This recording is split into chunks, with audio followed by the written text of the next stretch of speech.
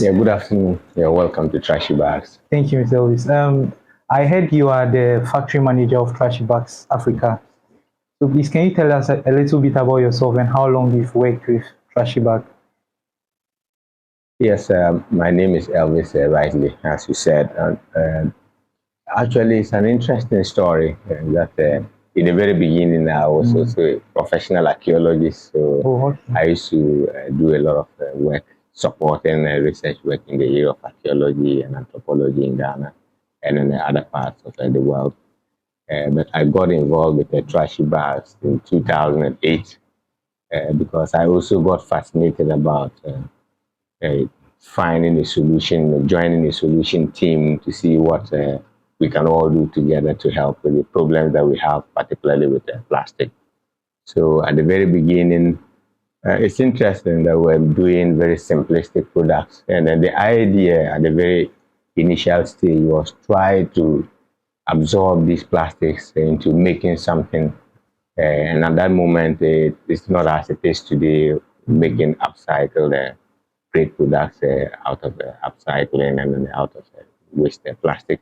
So that is how I started in the beginning with other workers and then people around us. I think at the time we started in Medina, and the communities around got also interested in what we're doing, especially when they realized that they could sell plastic that they called waste that was all over to trashy bags, make money, get some of their young ones involved in terms of employment, and then so everyone it started growing from the beginning till what we are now.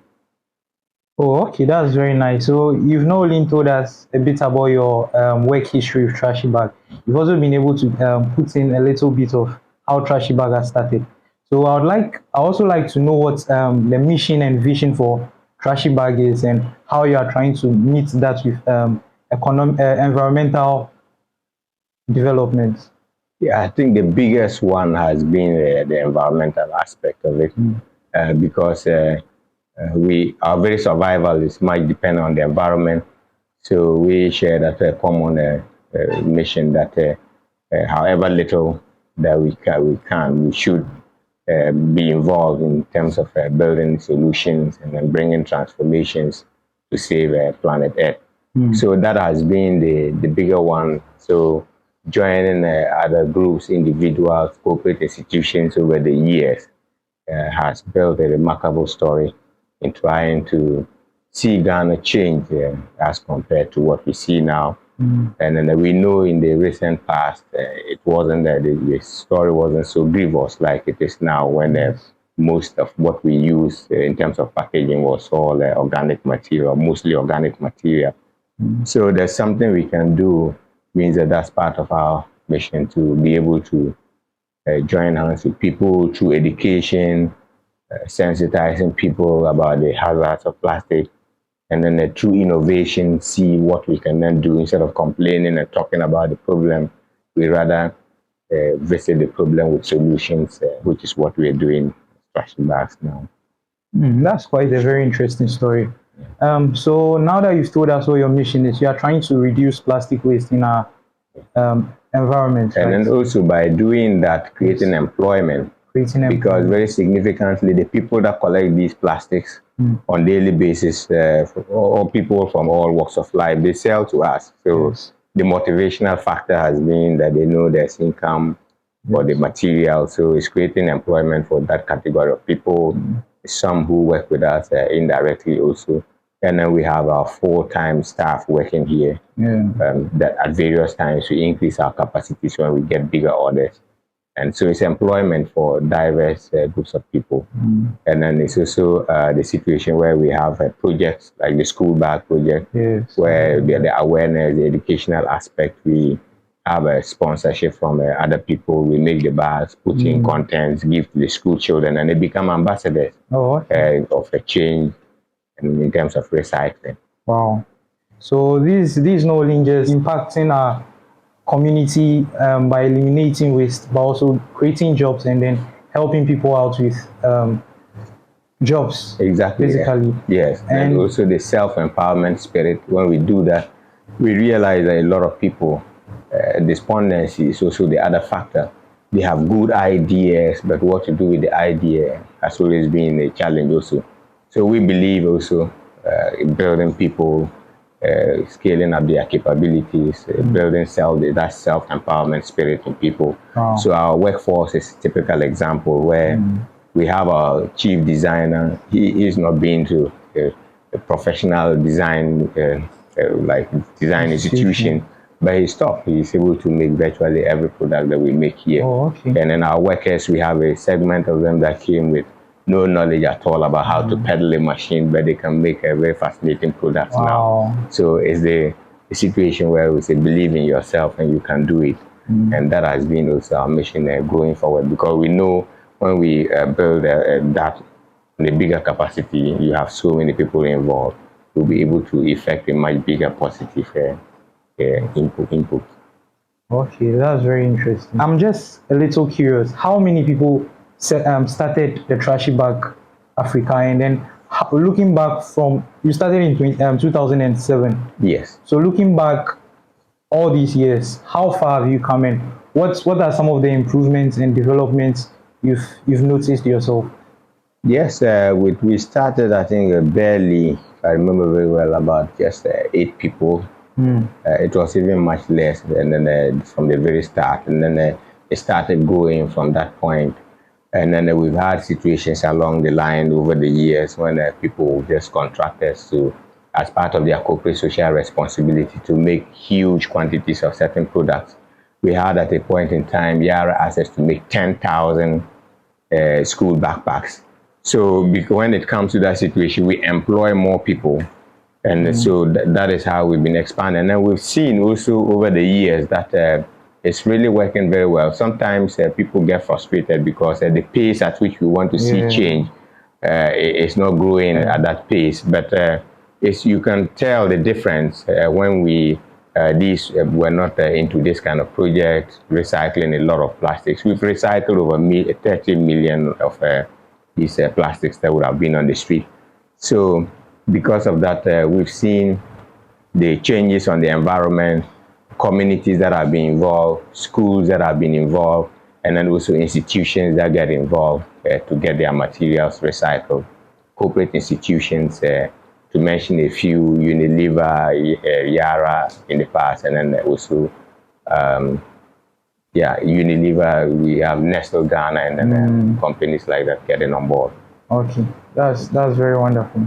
I wonder how you go through the safety procedures, like how you clean these bags and then dry them. So, like, can you walk us through the process by which you turn this plastic waste into functionable products?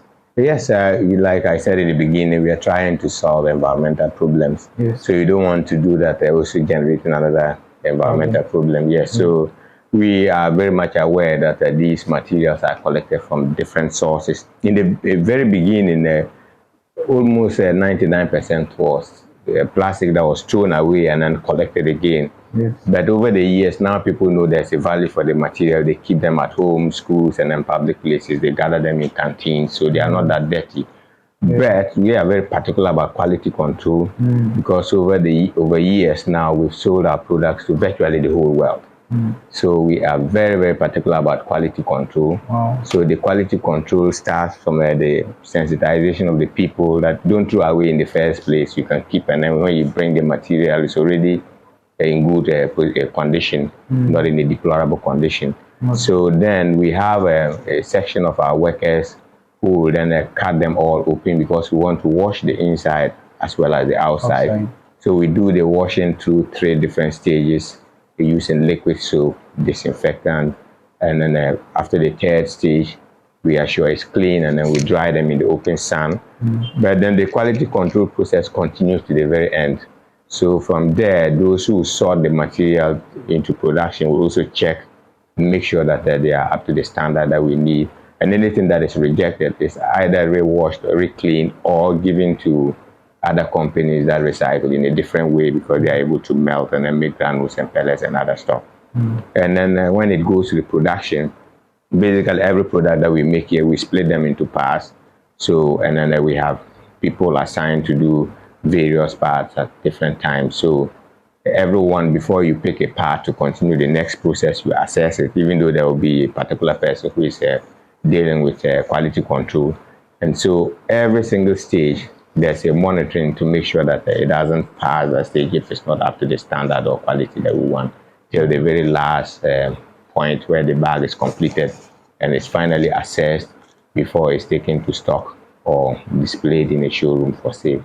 Okay, that's very beautiful. We are sure that the products we are buying from Trashy Bags are safe. Yes, and then we have also comments from our customers. We just had one from one of our old customers in the US, and who has been using this almost at the point when we started to make this, I think 2009. And he's still using the wallet. He doesn't want to give, it's worn, but it's still fine. He can think of 2009 till now. Yeah, And then so the wife said, "Oh, we need to get you a new one." He said, "I want my old wallet." So what Trashy Bags did was to celebrate a customer like that, we've made 2 new wallets that we'll send into the States today to give to that family. So we've had people come back to us and say that, well, we've been using your product for a long time and they're durable. We have the smart bag for shopping, the alternative shopping bag, and it can carry up to 20 kilograms conveniently. And people have been using that for years and years now. The fun thing about it is it's reusable. Yes. Can you, just to make our viewers aware, is how many plastics did you say you've recycled so far? I heard 1 million plus. No, we've made over 30 million now. 30 million, wow. That's a huge number. Yeah. So 2007 till now, supposing there was no company like Trashy Bag, that means we'll be having 30 million plastic waste circulating in our system. Yes. And that would go a long way of affecting us and probably our next generations and generations to come. Exactly. So yes, you are doing such a tremendous work for this country, and not only in this country, but the whole world. Yes. Yes. And my next question is, how are Ghanaians, how are citizens of this country reacting to your products? How is the Ghanaian market like for Trashy Bags? I would say generally Ghanaians love the products because of, it's typical of seeing a material that everyone is worried about its problem around when it's not recycled. And then suddenly a bag pops up, and then it's a transformation of that material into a bag. And so a lot of people, school children, they love the bags. But also in terms of sales, it's minimal. You'll understand that because everything that we make here are all handmade. They're not made with industrial machines, like the washing, all is manually made, and people are employed to do that. So comparatively, sometimes the price is a challenge to the local people. And so that's why we also embark on the campaign programs. So sometimes when we get funding, some years back when we had funding to showcase the smart bag as an alternative shopping bag, we had over 5,000 of them made. And basically they were given out to the malls for free. Oh, okay. And so with that, a lot of Ghanaians and people had access to go and get a bag, a reusable shopping bag. So they were distributed in almost all the Maximat malls, Marina Mall, Game, and other places. And then with the school bags, when we get sponsorship, we actually put in some content, school exercise books, mathematical sets, geometric sets, water bottles, and the whole package that the child can take to school conveniently. And then we don't sell the bags because they're sponsored, subsidized. We give them to the school children for free. And so it's a win-win situation because the problem is relating to us. So the bags should also be available to us here. And then apart from that, also we have the expert community that buy also bulk of our bags. And that is also the interesting thing. When they buy products from us, it doesn't just mean that they want to buy products from us. They think that maybe with our products quality, they could get something much more. But then they are thinking more of the environment. When you look at the educational levels, a lot of people understand the hazard. And then when people like that buy a bag, they are actually considering that, look, it's just not buying a bag, but I'm part of the solution, driving forward to help with what we have on the environment. That's wonderful. And truth be told, if I should buy any bag from Trashy Bag, my conscience will be clean because I believe I'm not only buying a beautiful and fashionable product, but also saving the environment at the same time. So this will lead to my next question. I remember people asking me, so how do these people get funding? So besides your sales revenue, how do you get funding? And have you done any notable collaborations with any NGOs or Ghanaian companies or anything like that?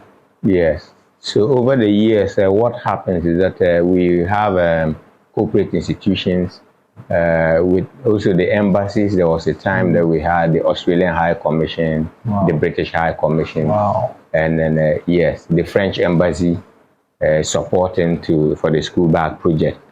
And then over the years also, apart from locally, we have the school in the bag. We have one of our partners in the charity dealing with funding, source and funding through a charity. So they are in the UK, but they sponsor for to send these school bags to children, reach out to children with these school bags. So they decided that once we have this problem with plastic here, instead of buying the bags from other parts of the world, they would rather have Trashy Bags make these bags and then distribute, solving the problem, educating people, and then effecting change. And then we have corporate institutions also.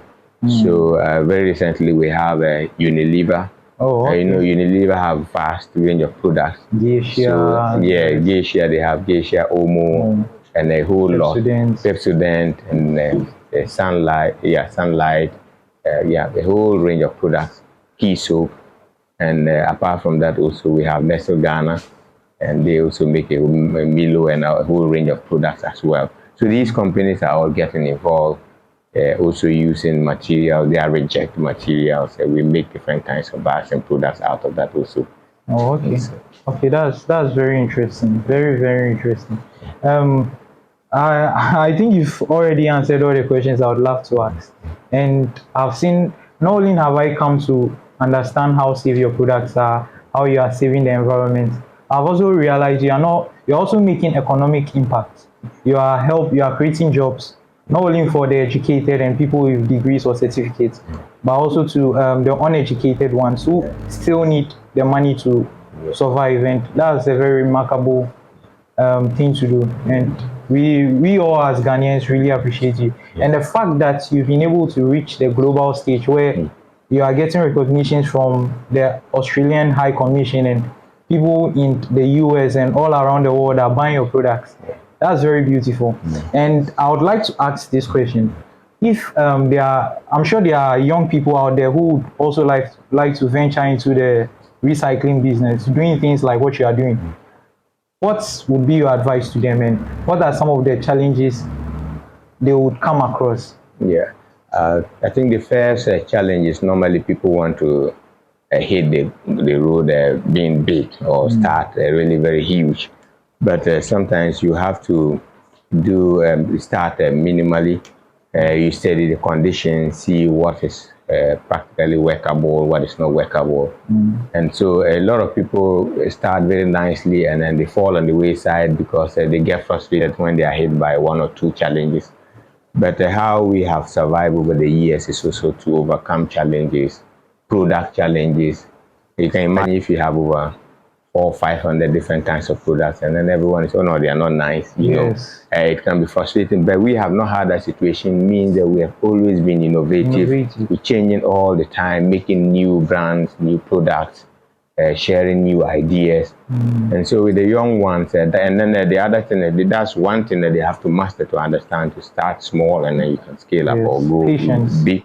And then also you have to realize that to succeed, you can't just be on your own. You have to work with others to be able to grow. Wow. That is how we've networked, work with others, individuals, school groups. And even yesterday when the vice president of the United States came, the U.S. embassy, they got products from us to give to the delegates that came with. So I need to clap. I need to applaud you for that. That's very beautiful. These are wonderful stories. These are like success stories you are giving me. And from what you've told me, you've inspired me. This interview is like very inspiring. You need to start small. You need to be ready to fail. You should be patient. You know, these are things that we all as young people need to learn. And I'm glad you are talking to us about this. And teamwork. Teamwork is also very important. Right.